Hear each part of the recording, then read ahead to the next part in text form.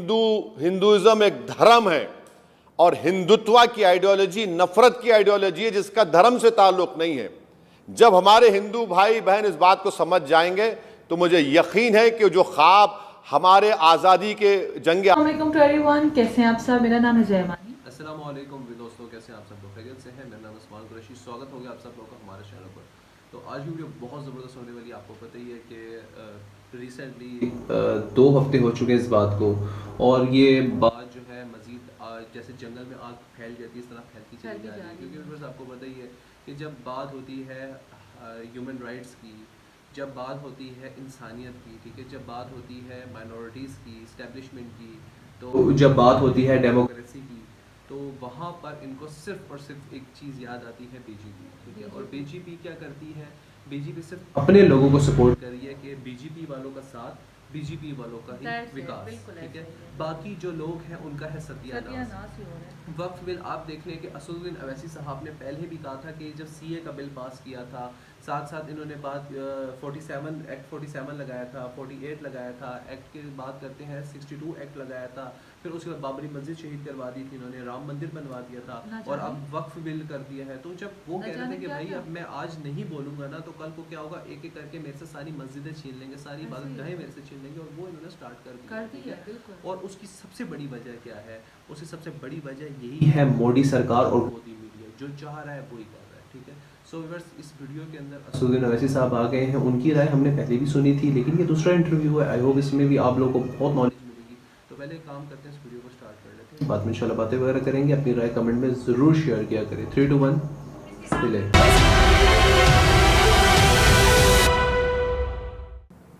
नमस्कार, मैं हूं संदीप चौधरी। आज चर्चा करेंगे वक्फ संशोधन विधेयक पर। घमासान अभी भी थमा नहीं है। All India Muslim personal law board कह रहा है देश भर में इसके खिलाफ प्रदर्शन करेंगे। सुप्रीम कोर्ट में पहली याचिका दाखिल भी कर दी गई है इस विधेयक के खिलाफ। अब तो औपचारिकता बची है, ये कानून बनना तय है, लेकिन राजनीतिक घमासान भी है और अदालती खींचतान भी मुंह बाय खड़ी है।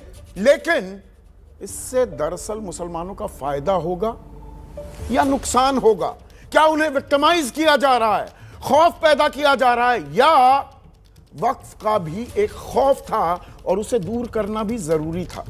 इसी पर चर्चा के लिए मेरे साथ बेहद ही खास मेहमान AIMIM के मुखिया लोकसभा सांसद हैं और बाकायदा इन्होंने विधेयक की प्रति भी फाड़ दी थी संसद में, लोकसभा में। असदुद्दीन ओवैसी मेरे साथ हैं। ओवैसी साहब, आप कहते हैं ये गैर संवैधानिक है, तानाशाही कर रही है सरकार, लेकिन प्रजातांत्रिक तरीके से पास हुआ ना ये विधेयक। तो लोकसभा में चर्चा हुई, 288 लोगों ने इसके पक्ष में वोट डाला, 232 विपक्ष में थे जिनमें आप भी थे, और राज्यसभा में 128 वो पक्ष में वोट डालते दिखे और मुखालफत की 95 ने।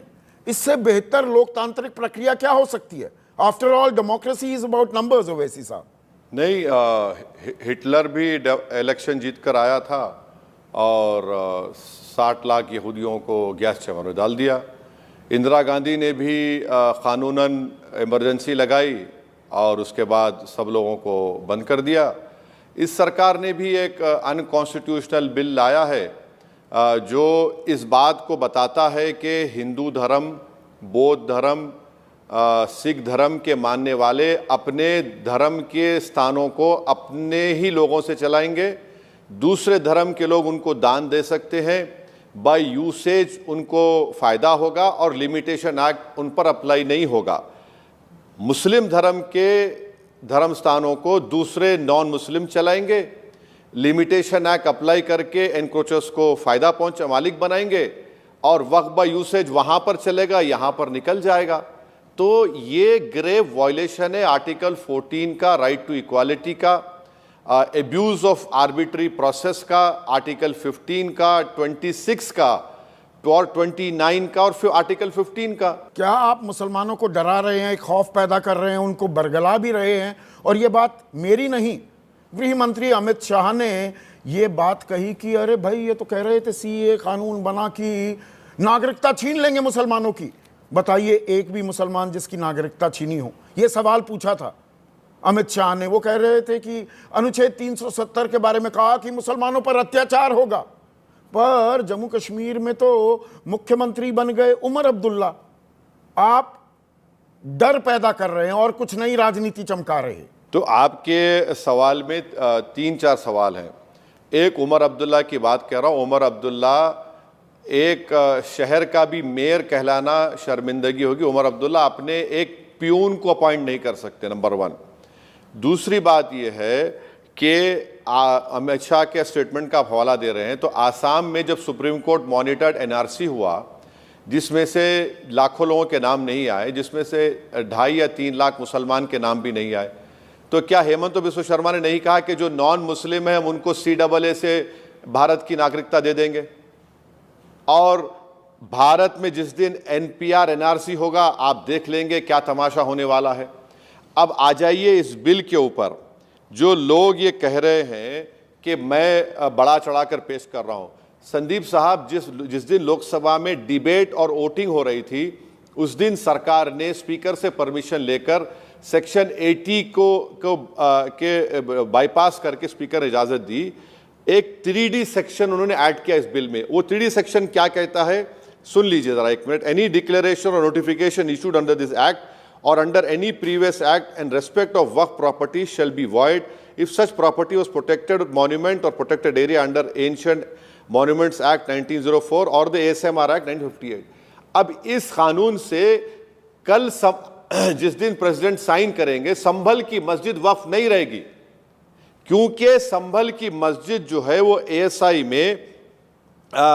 ASI में प्रोटेक्टेड साइट है, दिसंबर 22, 1920 को, और एंशिएंट मॉन्यूमेंट्स एक्ट में अप्लाई होता है। तो संभल की मस्जिद चलेगी ना वक्फ से।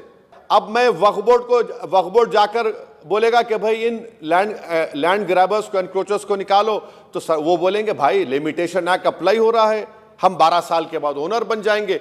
लेकिन गृह मंत्री अमित शाह क्या कह रहे हैं कि 1913 से 2023 तक 18 लाख एकड़ जमीन थी वक्फ बोर्ड के पास, लेकिन 2013 से 2025 इसमें 21 लाख एकड़ जमीन और जोड़ दी गई। कुल मिलाकर यह हो गई 39 लाख एकड़ जमीन। तो ये जमीन में इतना इजाफा कैसे हो रहा है? ये गोरख धंधा भी हो गया था। जवाब एक ही है जी संदीप ने, सुनिए, वामसी पोर्टल तो संदीप साहब नहीं चला रहे ना ओवैसी चला रहा है। वामसी पोर्टल है कंट्रोल में मिनिस्ट्री ऑफ माइनॉरिटी अफेयर्स के, और इसी मिनिस्ट्री ऑफ माइनॉरिटी अफेयर्स ने सुप्रीम कोर्ट में लिख कर दिया कि 95% of properties have been digitized, और वामसी पोर्टल पर आ गए। भाई ये मैं चला रहा हूं, ये आप और हम तो कंट्रोल नहीं कर रहे वामसी पोर्टल को। वामसी पोर्टल तो मिनिस्ट्री ऑफ माइनॉरिटीज कंट्रोल कर रहा है। तो अमित शाह को अगर शिकायत है तो वो अपने मिनिस्टर हैं, वो पूछते हैं अपने मिनिस्ट्री ऑफ माइनॉरिटी अफेयर्स कैसा हो रहा है। किरण रिजिजू का यह भी कहना है कि यूपीए सरकार ने 2013 का जो वो कानून बना था, उसके बाद 123 प्रॉपर्टीज डी नोटिफाई कर दी और वक्फ को दे दी। ये लैंड माफिया की तरह काम हो रहा है। तो न सुनिए संदीप साहब, कोई भी प्रॉपर्टी वक्फ कैसे होती है? सर्वे कमिश्नर जो कलेक्टर से बड़ा ऑफिसर होता है, सर्वे करता है, और जब वो ऑब्जेक्शन देता है और सेटिस्फाई होने के बाद वो चीफ सेक्रेटरी को लेटर लिखता है। चीफ सेक्रेटरी एक गजेट नोटिफिकेशन इशू करते हैं। ये मैं नहीं करता हूं। जब chief secretary gazette notification issue कर दिए, वो प्रॉपर्टी वक्फ की हो गई। नंबर 1, 1970 का इंदिरा गांधी प्राइम मिनिस्टर का लेटर है, जिसमें उन्होंने कहा कि इन तमाम प्रॉपर्टीज को दो, और उसके बाद उन्हीं के कार्यकाल में फिर 80s में प्रधानमंत्री ऑफिस की तमाम मंत्रालयों से मीटिंग और कहा कि इसको दो। सच्चर कमेटी ने कहा कि 123 प्रॉपर्टीज दिल्ली के ये वक्फ प्रॉपर्टीज हैं, इनके हवाले करो। उसकी कीमत 2007 में मार्केट वैल्यू 6000 करोड़ की थी। आज आपने क्या कर दिया उसको, और उससे 1954 वक्फ एक्ट से पहले एक और कानून था, उससे पहले अंग्रेजों के से पहले वो पूरी प्रॉपर्टीज वक्फ की हैं बाय यूसेज। तो आपने अपने कब्जे को मनवाने के लिए, जो आप एनक्रोचर हैं, आपने कह दिया कि डेजिग्नेटेड ऑफिसर तय करेगा, जो आपका अपॉइंटी होगा। आपने वक्फ बाय यूज निकाल दिया। आपने एडवर्स पोजेशन को लिमिटेशन एक्ट अप्लाई कर दिया। तो किरण रिजिजू झूठ क्यों बोल रहे हैं? जो 3D सेक्शन ऐड किया गया लोकसभा में, उसकी बुनियाद पर तो संभल की मस्जिद चलेगी, अब तो वक्फ नहीं रहेगी। वो बताइए मुझे झूठ साबित करें लोग। 3D सेक्शन जो ऐड किया गया है वो क्या कहता है? भाई आप वक्फ बाय यूजर निकाल दिए हैं। अच्छा आप ये बताइए, ये होते कौन है बीजेपी वाले? नरेंद्र मोदी के 5 साल तक कोई प्रॉपर्टी नहीं देगा नया मुसलमान या जो मुसलमान है। अगर वो मुसलमान हिंदू धर्म को कबूल कर ले तो मठ को दे सकता है 5 साल तक। अगर कोई क्रिश्चियनिटी से हिंदुज्म आ गया तो वो दे सकता है। और आप प्रैक्टिसिंग मुसलमान का मतलब क्या है? कि किरण रिजिजू की तरह वो क्लीन शेव हो या ओवैसी की तरह दाढ़ी हो? अगर उसको मॉब पकड़कर मार देगा और बोलेगा तो JSR का नारा लगाया, वो नारा लगा देता अपनी जान बचाने के लिए, तो क्या वो हिंदू रहेगा या मुसलमान रहेगा? ये विपक्ष में भी अलग अलग सुर और स्वर क्यों सुनाई दिए?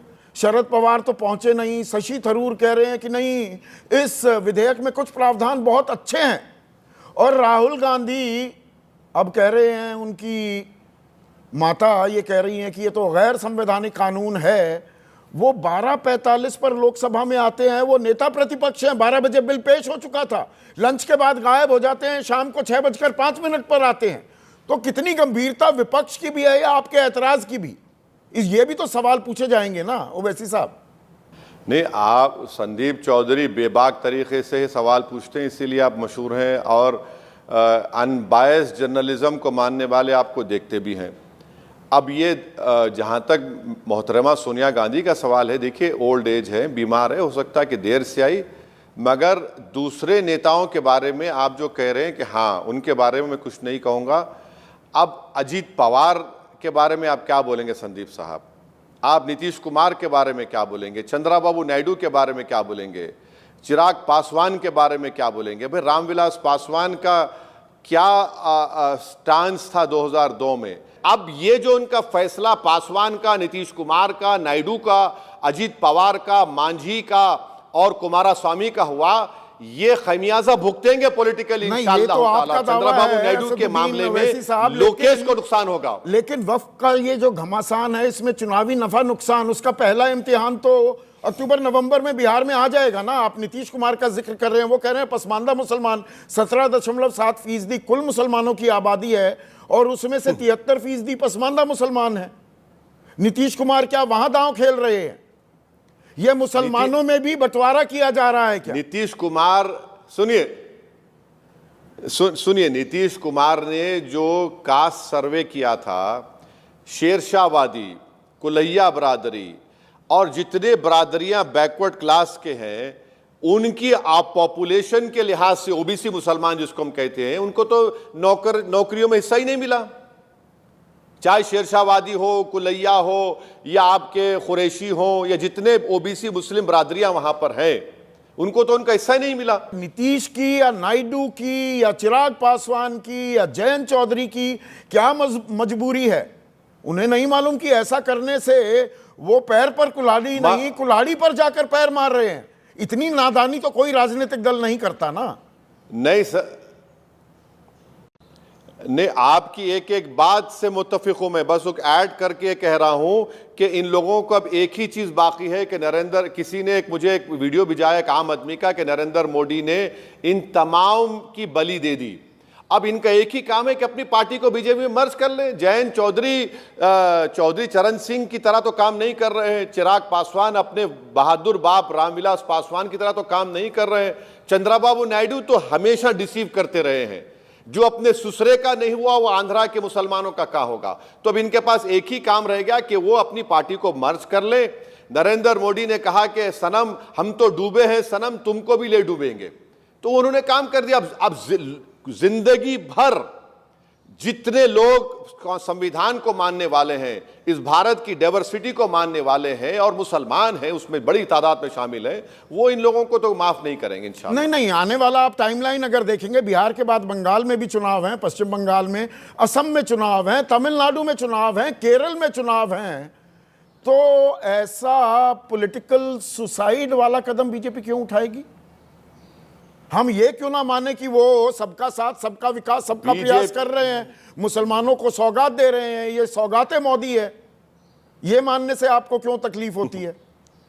वो सौगात का अगर आप, मैं यहाँ पर कंट्रोवर्सी हो जाएगी, ज़रा इंग्लिश में पढ़ लीजिए क्या क्या लिखा हुआ है उसमें, कि उसमें किस प्रोडक्ट में क्या चीज़ मिली हुई है जो दे रहे हैं, वो अंग्रेज़ी का आप देख लीजिए। अच्छा, और एक बात, सौगात जो है वो तो उर्दू लफ्ज़ है, ये तो कटमुल्लाओं की ज़बान है, कैसे सौगात इस्तेमाल कर लिया आपने? और आप ये समझ रहे हैं कि ये सौगात देकर आप हमारी मस्जिद को छीन लेंगे, दरगाह को छीन लेंगे, कब्रस्तान खानका को छीन लेंगे, तो हम खामोश बैठ जाएंगे, हम अपने ईमान का सौदा कर लेंगे। आप इस बिल के, इस कानून के ज़रिए हमारे ऊपर ऐलान जंग कर दिया भारत के मुसलमानों पर नरेंद्र मोदी ने, हमारे ईमान पर, हमारी दरगाहों पर, हमारी शहरियत पर, हमारी समाजी और माशी जो मार्जिनलाइजेशन हो रहा है उसको और बढ़ेगा उसमें, और देश में झगड़े होंगे, मस्जिदों के, मंदिर के झगड़े होंगे। राजनीति या ये पॉलिटिकल इसीलिए नरेंद्र मोदी ने किया। एग्जीक्यूटिव ओवैसी साहब निरंकुश नहीं हो सकता है। इस देश में system of checks and balances है। अगर कार्यपालिका कुछ करता है या विधायिका या संसद कुछ करती है तो अदालत है। कांग्रेस के एक सांसद सुप्रीम कोर्ट पहुंच चुके हैं। अगर ये गैर संवैधानिक है तो सुप्रीम कोर्ट पलट देगा इस फैसले को। नहीं, मेरा भी पिटीशन सुप्रीम कोर्ट में हमने दे दिया है। हमारे एडवोकेट निज़ाम पाशा साहब ने उसको सुप्रीम कोर्ट में सबमिट कर दिया है। मैं भी जा रहा हूं, मगर सवाल यह है कि सुप्रीम कोर्ट तो है, मगर नुकसान कितना होगा जब आप मस्जिदों को बोल देंगे ये गवर्नमेंट प्रॉपर्टी है, जब आप मस्जिदों को बोल देंगे कि नहीं सिर्फ प्राचीन मंदिरों की हिफाजत होगी, मस्जिदों की नहीं होगी, तो कितना बड़ा नुकसान होगा। जब आपको एक और बात बता रहे अमेंडमेंट में, अगर कोई वक्फ की प्रॉपर्टी को बेच दिया तो सजा उसकी 2 साल की थी और नॉन बेलेबल था। नरेंद्र मोदी ने कहा कि नहीं, अब सिंपल इंप्रिजनमेंट होगा और बेलेबल हो जाएगा। आप कौन सा फायदा पहुंचा रहे हैं? अच्छा, इलेक्शन होगा, इलेक्शन नहीं होगा, अब नॉमिनेट होगा। कोई वक्फ बोर्ड का चेयरमैन के खिलाफ नो कॉन्फिडेंस नहीं ला सकता है, देश के प्रधानमंत्री के खिलाफ नो कॉन्फिडेंस आ सकता है, मगर वक्फ बोर्ड के चेयरमैन के खिलाफ नो कॉन्फिडेंस नहीं आएगा। 5-5 साल डायरेक्ट मैनेजमेंट में एक्ट में प्रोविजन ले लेंगे और आप कोई आवाज नहीं उठाएंगे जब वक्फ की प्रॉपर्टीज को लूटा जाएगा, दरगाहों को कन्वर्ट कर दिया जाएगा, मस्जिदों को छीन लिया जाएगा। ये तमाम प्रोविजन उस बिल में है। ये प्रोजेक्ट मुस्लिम है जो मुसलमानों को रिलीजियसली भारत से खत्म करना चाहते हैं। मुसलमानों की जो एजेंसी है उसको खत्म करने के लिए नरेंद्र मोदी की सरकार ने यह काम किया है। आप कह रहे हैं कि ट्राइब्यूनल का जजमेंट होगा तो अपील होगी। संशोधन हुआ ओवैसी साहब, उसमें एक खास बात यह थी और के रहमान खान की जॉइंट पार्लियामेंट्री कमेटी की सिफारिशों के बिना पर वो विधेयक लाया गया था और उसमें उसको आधार बनाकर 2014 के भी अपने मैनिफेस्टो में और 2009 के मैनिफेस्टो में भी बीजेपी ये कह चुकी थी कि वक्फ की संपत्तियों पर अवैध कब्जे हो रहे हैं और अतिक्रमण हो रहा है, उसको हम हटाएंगे। तो ये इतना बड़ा यू टर्न कैसे आ गया और इस यू टर्न पर सरकार की घेराबंदी विपक्ष करते क्यों नहीं दिखा? नहीं, ये बीजेपी को 10 साल से ये ख्याल नहीं आया कि इस तरह का कानून लाना है। बीजेपी एक प्रोजेक्ट चला रही है, प्रोजेक्ट मुस्लिम के नाम से, रिलीजियसली मुसलमानों को इरेज करके रख दो और उसको ख़त्म करने का तरीक़ा ये कि इस तरह का कानून बनाओ ताकि इनकी मस्जिदें इनके कंट्रोल में आ जाएं या उसको तब्दील कर दिया जाए, कंट्रोल करें, दरगाहें उनके कंट्रोल में आ जाए, इमाम बाड़े उनके कंट्रोल में आ जाए। इस तरह का कानून बीजेपी बना रही है कि इस मुसलमानों को जलील और रुस्वा करने की कोशिश की जा रही है, हमको सेकंड ग्रेड सिटीजन बनाया जा रहा है। 2010 का लालू प्रसाद यादव का एक वीडियो भी वायरल किया जा रहा है एनडीए खेमे की तरफ से, जिसमें लालू प्रसाद यादव पटना का रोना रो रहे हैं कि ये वक्फ वाले किसी भी जमीन को वक्फ बताकर और वहां रेजिडेंशियल इमारतें भी खड़े कर रहे हैं। ये लालू प्रसाद यादव कहते पाए गए थे कि ठीक है, कानून ये बना तो रहे हो लेकिन इसमें सख्ती होनी चाहिए। जी, वो 2013 का जब कानून लाया गया उसके बाद से नीतीश कुमार कितने साल से मुख्यमंत्री हैं और बीजेपी ने कितने बार उनके सरकार में साथ दिया? तोड़ दीजिए ना। आप तो एक गरीब मुसलमान की झोपड़ी पर उसके बच्चे पर झूठा इल्जाम लगाया कि उसने पाकिस्तान से मैच में जिंदाबाद का नारा लगाया, तो आपने उसके घर को तोड़ दिया जो सुप्रीम कोर्ट को गया अभी केस। आप तोड़ देते ना, क्यों नहीं तोड़ा आपने बुलडोजर से? आप बुलडोजर मासूमों पे इस्तेमाल करते हैं, जो क्रिमिनल्स कब्जा करके बैठे हैं आप तो इस्तेमाल ही नहीं करते बुलडोजर उनके ऊपर। क्यों? आपके वो ससुराली रिश्तेदार हैं क्या वो जो वक्फ की प्रॉपर्टी पे कब्जा करके बैठे हैं? या आपके अब्बा हैं या मामू हैं, क्या है वो बताइए। तो 2013 के जब कानून पास हुआ संदीप साहब, जब अडवाणी थे, सुषमा स्वराज थी, राजनाथ सिंह अभी भी हैं, जिंदा हैं, अडवाणी भी हैं, बीमार हैं, ये सब लोग थे, और वो यूनानिमसली लॉ पास हुआ 2013 का। For the life of me I can't BJP understand Narendra Modi ये बताना चाह रहे। आपने बहुत अच्छी बात उठाई यहां पर। 2013 सर्वसम्मति से यूनानिमसली वक्फ संशोधन विधेयक कानून कैसे बन गया, और इस बार इतना घमासान क्यों मचा हुआ है? इसलिए कि नरेंद्र मोदी ये बताना चाह रहे हैं कि मैं हर चीज वो चीज को तोड़ दूंगा। देखिए, अगर आप हिस्ट्री देखेंगे ना, तो मंगोल जब जहां जहां कब्जा करते थे, मंगोल उसको बर्बाद कर देते थे, जमीन दोस्त करते थे। लोग बोलते क्यों कर रहे, तो मंगोल बोलते थे, चंगेज खान की फौज बोलती थी हम बनाएंगे, अब यहां पर अपने लिहाज से बनाएंगे। तो बगदाद में ऐसी किया, जहां जहां मंगोल गए, तो ये तो उन्हीं की आइडियोलॉजी है कि नहीं हम करेंगे, हम तोड़ के बनाएंगे, हम भारत की हिस्ट्री को खत्म कर देंगे, हम भारत के कल्चर को खत्म कर देंगे, हम सिविलाइजेशन चेंज कर देंगे। यही तो काम हो रहा है इस देश में 11 साल से।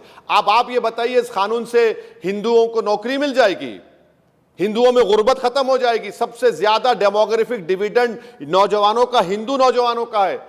उनके दिलों में जहर डाल दिए, वो बड़े खुश हो रहे हैं कि हमने मुसलमानों को सबक सिखा दिया। अबे तुझे नौकरी मिलेगी? कब तक तुम मेरी लाश को देखकर खुशी मनाओगे? कब तक तुम मेरी बुलडोजर से हमारे घर को तोड़कर तुम खुश होगे? कब तक तुम हमारी बर्बादी पर खुश होगे? अरे भाई, तुम खुद बर्बाद हो रहे हो, देश बर्बाद हो रहा है इस प्रोसेस में। वो कोई सवाल ही नहीं कर रहा है। आखिरी सवाल ओवैसी साहब, अब ये चित भी मेरी पट भी मेरी का भी खेल हो रहा है क्या? बीजेपी पर लगातार आप लोग आरोप लगाते हैं कि वो तो हिंदू मुसलमान करते हैं, मुसलमान को दोयम दर्जे का नागरिक बनाने पर आमादा हैं। आपने कहा गुलाम कैदी बनाना चाहते हैं। अगर सरकार कुछ उम्मीद की किरण लेकर भी आती है मुसलमान के लिए, वो कह रही है, तो वहां भी आप मानने को तैयार नहीं। तो सरकार करे तो क्या करे? संदीप साहब, आप मुझे ईद की नमाज रोड पे पढ़ने नहीं देते, और कांवड़ यात्रा पर आप हेलीकॉप्टर से फूल बरसाते हैं। आरएसएस की परेड होती है, रोड पर होती है। कौन सी बात कर रहे हैं भाई आप ट्रेन में मारते हैं। अगर कोई कुरान पढ़ लिया ट्रेन में तो आपने उसको पीट दिया। ये नफरत के बीज बोए जा रहे हैं, फसल लहलहाने लगी है, या कुछ कीटनाशक भी है इसका ओवैसी साहब? नहीं, मुझे लगता है कि जब तक इस देश के हमारे हिंदू भाई बहन इस बात को महसूस नहीं करेंगे, और इस बात को उनको मानना पड़ेगा कि हिंदुइज्म एक धर्म है, और हिंदुत्व की आइडियोलॉजी नफरत की आइडियोलॉजी है जिसका धर्म से ताल्लुक नहीं है। जब हमारे हिंदू भाई बहन इस बात को समझ जाएंगे, तो मुझे यकीन है कि जो ख्वाब हमारे जंग आज़ादी के बुजुर्गों ने देखा था, जो मिलकर झांसी की रानी के साथ जो लोग मुसलमान हिंदू मिलकर उस देश को बचाए थे उस जंग आज़ादी में, तभी तो इस मुल्क को छुटकारा मिलेगा इस नफरत से। बहुत बहुत शुक्रिया असदुद्दीन ओवैसी। वक्फ पर घमासान जारी है, इसमें राजनीतिक नफे नुकसान का भी खेल है, लेकिन दरअसल क्या समाज का भी नुकसान हो रहा है अगर ऐसे समाज दो फाड़ होता दिखेगा? इस बारे में भी सोचिए। हमारी इस खास पेशकश में अभी के लिए इतना ही। नमस्कार।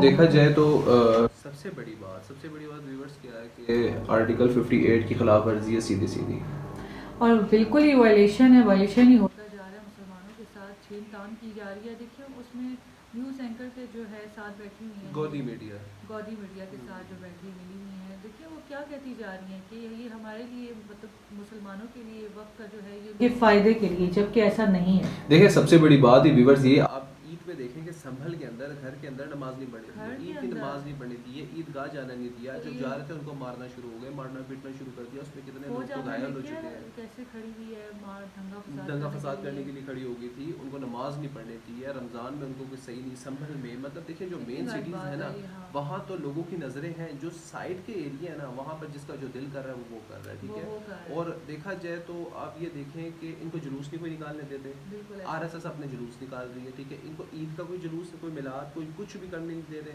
बीजेपी का जो दिल कर रहा है वो रैलियाँ निकाल रहे हैं। यहाँ पर ईद मिलादुन नबी का जो जुलूस होता है वो नहीं निकालने दे रहे। बीजेपी का, आरएसएस का जो दिल करता है वो वहाँ पर कर रहे हैं, ठीक है। यही बात है ना, अगर आप कहते हैं कि मतलब हर किसी के साथ चलने को तैयार है, तो फिर आप मुस्लिम्स को आप मतलब आपको एक मुसलमान के साथ क्या प्रॉब्लम है यार? जब उनकी ज़िंदगी इतना तंग करके चला रहे हैं आप समझ रहे हैं कि इस तरह करने से भाग जाएंगे मुसलमान, क्योंकि ज़ाहिर है नमाज ही पढ़ने दे देखिए, मैं सबसे बड़ी बात कहता हूँ, मुझे याद आती है वो हमारे बचपन में थी ना, वो गुलाम मुस्तफ़ा मूवी यार, उसकी नाना पाटेकर की, मेरे ख्याल है सबने देखी है।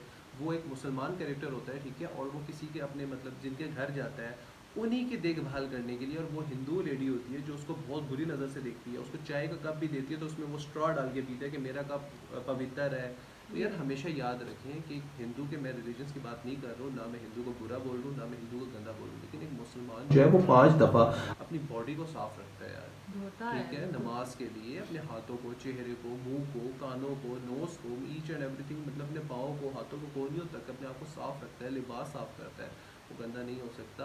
आपकी जो इस जाति के लोग हैं ना, जो अगर आप लोगों ने मूवी देखी गुलामी मुस्तफ़ा, मेरा ख्याल हर बंदे ने देखी होगी, जो हमारे बचपन की मूवी थी यार, मुस्तफ़ा भाई बहुत फेमस एक्ट उसने हाँ किया जी, है, बिल्कुल। ठीक है, तो उसमें आप देख सकते हैं कि किस तरह एक मुसलमान के खिलाफ बातें करती थी वो लेडी, एक हिंदू लेडी थी, ठीक है? जब उसने लेकिन हकीकत देखी जब उसकी- हकीकत उसने देखी कि यार ये मेरे लिए, मेरी बेटी के लिए मतलब कर अपनी रहा जान है, गंवाने और के लिए क्या नाम है, मेरी बेटी की हिफाजत कर रहा है, मेरे बेटे की हिफाजत कर रहा है, हम दोनों की हिफाजत कर रहा है, तो उस हिसाब से फिर वो पिघल गई, उसने कहा नहीं मुसलमान ठीक होते हैं। ऐसे पुराने ज़मानों में चलता आ रहा है आप कि जी जी पुराने ज़मानों में ऐसे ही चलता आ रहा था कि इसी तरह हिंदू मुस्लिम को नफरत की निगाह से देखा जाता था, लेकिन जब मुस्लिम के अंदर जब उन्होंने रहम दिली देखी है, जब उसका तौर तरीका देखा, तो कितने लोग जो है वो ईमान ले आए, कितने लोगों ने कलमा पढ़ा जो हिंदू मुसलमानों के ऊपर मज़हब से देखा थे। जाए ये बिल जो है वो एक किस्म का बिल नहीं है, सीधा सीधा तो वो है ना एक अटैक है मुसलमानों के अटैक ऊपर, कि वॉल्यूशन है। आप ये देखें कि मस्जिदें छीनी जा रही हैं, मंदिर उनकी जो इबादत गाहें हैं वो छीनी जा रही बड़े हैं, प्यार से छीनी जा रही दरबारें है। छीन जाने, दरबार और मज़ार जो भी होते हैं मज़ार, वो दरबार। छीने जा रहे हैं, बल्कि कितने लोगों के तो दरबार भी ख़राब कर दिए हैं जो दुनिया से चले गए वो हैं, ठीक है। लाल किला आपकी पहचान है, मुसलमानों ने दी है, ताजमहल आपकी हिंदुस्तान की पहचान है, मुसलमान ने दी है, दिल्ली किला मुसलमान ने दिया है जो आपकी पहचान है, अकबर बादशाह आपकी पहचान है जो मुसलमान ने दिया है, ठीक है, और जिसको आप मोहब्बत की निगाह से देखते हैं, शाहजहां ने जो मुमताज़ देवी के लिए बनाया था वो दोनों ताजमहल, मुसलमान हाँ। थे, ताजमहल, ठीक है। इसके साथ साथ हैदराबाद को खूबसूरती की नज़र से देखते हैं, चार मीनार वो निज़ामों की, और वो निज़ामों का जो शहर है मुसलमानों ने दी है। आप ये देखें व्यूअर्स कि इंडिया के मुसलमानों ने आपको कितना कुछ दिया है। बॉलर को देखते हैं तो सिराज मोहम्मद सिराज मुसलमान है, मोहम्मद शामी मुसलमान है, कैसे टॉप के बॉलर हैं। और आपके एक बैट्समैन थे अजरुद्दीन साहब, क्या बैट्समैन थे, 10,000 स्कोर उन्होंने किया था। मुसलमानों ने बहुत कुछ दिया यार, आप ऐसा मत सोचें कि मुसलमानों ने हमें कुछ भी नहीं दिया, मुसलमानों को देश से निकाल दें। मुसलमानों ने आपको जितना कुछ दिया है ना, शायद की बात है कि इतना कोई और रिलीजियस दे सकता है, क्योंकि मुसलमान और हिंदू एक दूसरे के साथ साथ है, लेकिन ये बीजेपी जो है सबको अभी भी, तोड़ना हाँ, चाह रही है, तोड़ना सबको चाह रही खत्म है। करना चाह रही है, सीधी सीधी वायलेशन है। एक्ट 58 के खिलाफ वर्जी है, ठीक है, एक्ट 47 के खिलाफ वर्जी है। आप ये देखें कि जब एक इंसान जहाँ पर रह रहा है उसके घर पे बिल्डोजर चला देते हैं, गलत बात है। ये क्या है यार, मतलब एक बंदा रह रहा है, रात को जा रहा है बंदा अपने काम से, उसकी दाढ़ी देखी है, उसके सर पे टोपी देखी, उसको गोली मार देंगे, उसका गला काट देंगे, क्या है जी, वो गाय को काट रहा है। ऐसा है ओ ही भाई, अगर इतना है ना गाय को रक्षा करने वाला, तो पूरी दुनिया में निकलो, पूरी दुनिया में सबसे ज़्यादा गोश्त खाया जाता है, और आपके हिंदू भाई ही इम्पोर्ट एक्सपोर्ट करते हैं। अगर आपको नहीं पता, आप गूगल हिस्ट्री देख सकते हैं कि इस दुनिया में सबसे ज़्यादा जो इम्पोर्ट एक्सपोर्ट गाय का गोश्त कर रहा है ना, वो हिंदू हैं। बिल्कुल। वी होप कि ये सब दंगा फसाद खत्म हो और हकीकत में समझ आ जाए सच्चाई क्या है। तो हमारी तो मिलते दुआ हैं है। इंशाल्लाह नेक्स्ट वीडियो में, बहुत करेंगे हम दोनों के खुदा हाफिज़।